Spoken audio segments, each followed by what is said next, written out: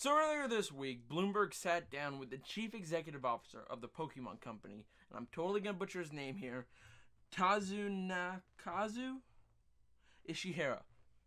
Sorry, can't really read Japanese names, much like a lot of other people out there.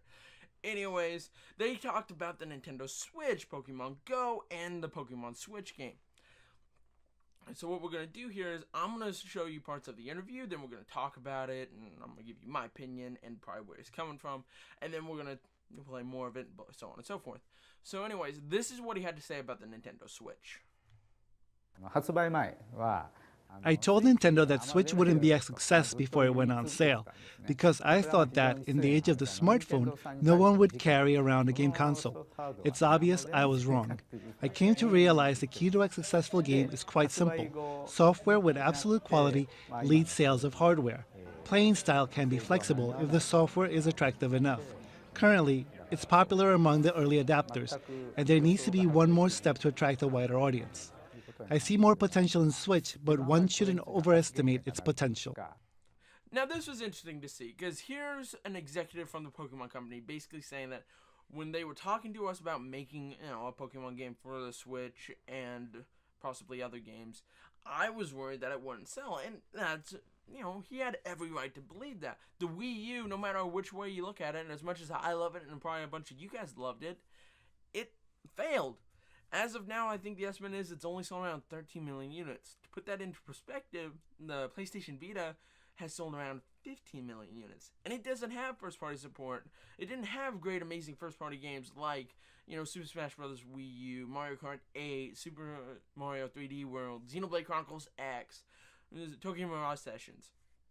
It didn't have those games, and it has still sold more. So when Nintendo came to him and was like, we're going to make a console that's going to compete in both the mobile market and the console market, he was justified in being like, I don't think it's going to sell. Thankfully it has, but to be fair, it's only sold around 4.7 million units in 6 months. That's nothing to scoff at, but at the same point in time, it's only 6 months. I mean, this holiday season is going to be the make or break point for Nintendo. I think they have a goal of 10 million units, and unless they make up the other 6 million units after, right now in the holiday season, I don't think it's going to be that good for the next few years. I'm interested to see where it goes, but it sounds like he's cautiously optimistic, like a lot of us are. He then goes on and he talks about the Pokemon game that is in development for the Switch as of now. Quote, with the Switch, we see it as a chance to create Pokemon that goes deeper and with a higher level of expression. As a result, that makes it an extremely important platform. Right now, we're using 7 to 8 inch screens, but on a high-definition TV, you can express a whole different world with graphics and sound. Until now, games were made as one for one person, but now you can go home and play with everyone. So how do we tackle these themes, and how do we make sure it's not complicated? I can't say that we'll release accessories, but I'd like to think of that possibility. Unlike smartphones, the Switch is not a game device that assumes that there's constant network connectivity. So, from our perspective, it's really not that different from DS or 3DS in terms of connectivity.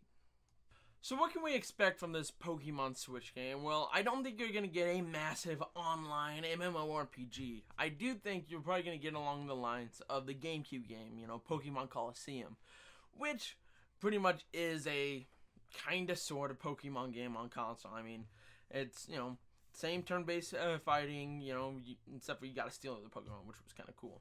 But I don't think you're gonna get, like, a console game that's gonna allow you to always be online and always be connected, because, it's kind of unreliable to always have an internet connection, especially while playing the Switch.